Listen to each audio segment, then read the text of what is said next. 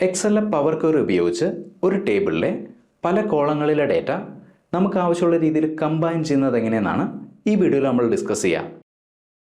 Power ക്വയറിയെക്കുറിച്ച് മുമ്പ് കേട്ടിട്ടില്ലാത്തവർക്ക് വേണ്ടി എക്സലിൻ്റെയും power ബിയുടെയും ഭാഗമായിട്ടുള്ള ഒരു ETL ടൂളാണ് Power Query. Extract, transform, load എന്നതിൻ്റെ ഷോർട്ട് ഫോമാണ് ETL. അതായത് നമ്മൾ പറയുന്ന ഡേറ്റാ സോഴ്സിൽ നിന്ന് ഡേറ്റ എക്സ്ട്രാക്ട് ചെയ്ത് ട്രാൻസ്ഫോം ചെയ്ത് അഥവാ ക്ലീൻ ചെയ്ത് എക്സലിലേക്ക് അല്ലെങ്കിൽ പവർ ബിയിലേക്ക് ലോഡ് ചെയ്യാൻ സഹായിക്കുന്ന ടൂളാണ് പവർ ക്വയറി. ഈ കാണുന്ന ടേബിളും ശ്രദ്ധിക്കുക. ഒരു കമ്പനിയിൽ ഒരാഴ്ച നടന്ന ട്രാൻസാക്ഷൻസിൻ്റെ ഡീറ്റെയിൽസ് ആണ് ഈ കാണുന്നത്.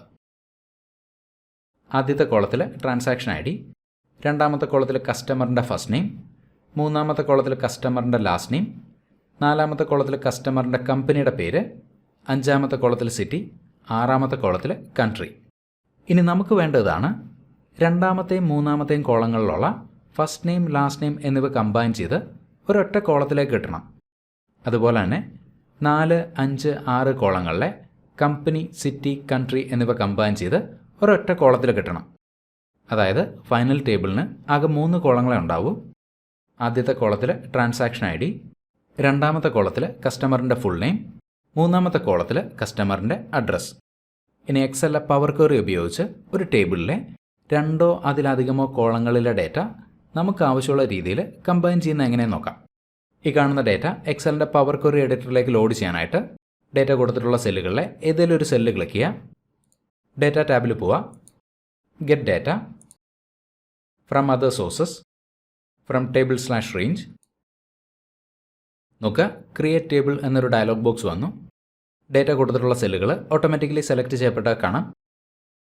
ഓക്കെ. എക്സൽ ഷീറ്റിലെ ട്രാൻസാക്ഷൻ ഡീറ്റെയിൽസ് എക്സലിൻ്റെ പവർ ക്വയറി എഡിറ്ററിലേക്ക് ലോഡ് ചെയ്യപ്പെട്ടു. ഇനി ഈ കാണുന്ന കോളങ്ങളിലെ ഡേറ്റ നമുക്ക് ആവശ്യമുള്ള രീതിയിൽ കമ്പൈൻ ചെയ്യുന്ന എങ്ങനെയെന്ന് നോക്കാം.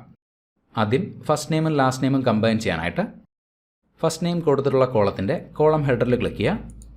അതായത് ഫസ്റ്റ് നെയിം കൊടുത്തിട്ടുള്ള കോളം സെലക്ട് ചെയ്തു. ഇനി കൺട്രോൾ കീ ഹോൾഡ് ചെയ്ത് പിടിച്ചുകൊണ്ട് ലാസ്റ്റ് നെയിം കൊടുത്തിട്ടുള്ള കോളത്തിൻ്റെ കോളം ഹെഡറിൽ ക്ലിക്ക് ചെയ്യുക. ഫസ്റ്റ് നെയിമും ലാസ്റ്റ് നെയിമും കൊടുത്തിട്ടുള്ള 2 കോളങ്ങളും സെലക്ട് ചെയ്തു. ഇനി ഈ സെലക്ട് ചെയ്ത കോളങ്ങളിലെ ഏതെങ്കിലും ഒരു കോളത്തിൻ്റെ കോളം ഹെഡറിൽ റൈറ്റ് ക്ലിക്ക് ചെയ്യാം. Merge columns. നോക്കുക, മെർജ് കോളംസ് എന്നൊരു ഡയലോഗ് വന്നു. ഇവിടെ 2 ഓപ്ഷൻസ് കാണാം. ആദ്യത്തേത് സെപ്പറേറ്റർ. സെലക്ട് ചെയ്ത കോളങ്ങളിലെ ഡേറ്റ കമ്പൈൻ ചെയ്യുമ്പോൾ അതിനിടയിൽ സെപ്പറേറ്റർ വേണമെങ്കിൽ ആ സെപ്പറേറ്റർ ആഡ് ചെയ്യാനായിട്ട് സഹായിക്കുന്ന ഓപ്ഷനാണിത്. ഇവിടെ ഫസ്റ്റ് നെയിമും ലാസ്റ്റ് നെയിമും കമ്പൈൻ ചെയ്യുമ്പോൾ ഇടയിൽ ഒരു സ്പേസ് വേണം.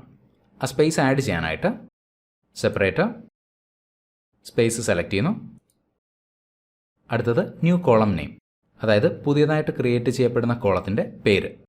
ഇവിടെ നമുക്ക് ഇഷ്ടമുള്ള കോളം നെയിം ടൈപ്പ് ചെയ്യാവുന്നതാണ്. ഓക്കെ. നോക്കുക, ഫസ്റ്റ് നെയിമും ലാസ്റ്റ് നെയിമും കമ്പൈൻ ചെയ്ത് ഒരൊറ്റ കോളത്തിലേക്ക് കിട്ടിയത് കാണാം. Full name. അടുത്തത് കമ്പനി, സിറ്റി, കൺട്രി എന്നീ കോളങ്ങളിലെ ഡേറ്റ ഒരൊറ്റ കോളത്തിലേക്ക് കിട്ടണം. അതിനുവേണ്ടി കമ്പനി എന്ന കോളം ഹെഡറിൽ ക്ലിക്ക് ചെയ്യുന്നു. ഷിഫ്റ്റ് കീ ഹോൾഡ് ചെയ്ത് പിടിച്ചുകൊണ്ട് കൺട്രി എന്ന കോളം ഹെഡറിൽ ക്ലിക്ക് ചെയ്യുക. നോക്കുക, കമ്പനി, സിറ്റി, കൺട്രി എന്നീ കോളങ്ങൾ സെലക്ട് ചെയ്യപ്പെട്ടു. ഇനി സെലക്ട് ചെയ്യപ്പെട്ട കോളങ്ങളിലെ ഏതെങ്കിലും ഒരു കോളം ഹെഡറിൽ റൈറ്റ് ക്ലിക്ക് ചെയ്യുക. Merge columns. വീണ്ടും മെർജ് കോളംസ് എന്ന ഡയലോഗ് വന്നു. ഈ കോളങ്ങളിലെ ഡേറ്റ കമ്പൈൻ ചെയ്യുമ്പോൾ ഇടയിലൊരു കോമയും സ്പേസും വേണം. അതിനുവേണ്ടി സെപ്പറേറ്റർ, കസ്റ്റം, ഇൻപുട്ട് ബോക്സിൽ ക്ലിക്ക് ചെയ്യുന്നു. കോമ, സ്പേസ്, പുതിയ കോളത്തിൻ്റെ പേര്, അഡ്രസ്. ഓക്കെ. നോക്കുക, 3 കോളങ്ങളിലെ ഡേറ്റ ഒരൊറ്റ കോളത്തിലേക്ക് കിട്ടിയത് കാണാം. Company, city, country. അതുപോലെ തന്നെ കമ്പൈൻ ചെയ്യപ്പെട്ട ഡേറ്റയ്ക്കിടയിൽ നമ്മൾ ആഡ് ചെയ്ത സെപ്പറേറ്റേഴ്സ് കാണാം. Comma, space. ഇനി ഈ ടേബിൾ എക്സലിലേക്ക് ലോഡ് ചെയ്യാനായിട്ട് ഹോം ടാബിൽ ക്ലോസ് ആൻഡ് ലോഡ്. നോക്കുക, പുതിയൊരു ഷീറ്റ് ആഡ് ചെയ്യപ്പെട്ടു. ആ ഷീറ്റിലേക്ക് നമ്മൾ കമ്പൈൻ ചെയ്ത ഡേറ്റ വന്നാൽ കാണാം. ഇനി പുതിയതായിട്ട് ഡേറ്റ കിട്ടിക്കഴിഞ്ഞാൽ എന്താണ് ചെയ്യേണ്ടതെന്ന് കൂടെ നോക്കാം. അഡീഷണൽ ഡേറ്റ എന്ന ഷീറ്റിൽ വരുന്നു. നോക്കുക, ഇവിടെ പുതിയതായിട്ട് വന്ന ഡേറ്റ കാണാം. First name, last name, company, city, country എന്നിവ വ്യത്യസ്ത കോളങ്ങളിലാണുള്ളത്. ഈ കോളങ്ങളിലെ ഡേറ്റ നമുക്ക് ആവശ്യമുള്ള രീതിയിൽ കമ്പൈൻ ചെയ്യാനായിട്ട് ഈ ഡേറ്റ ഇവിടുന്ന് കോപ്പി ചെയ്യുക.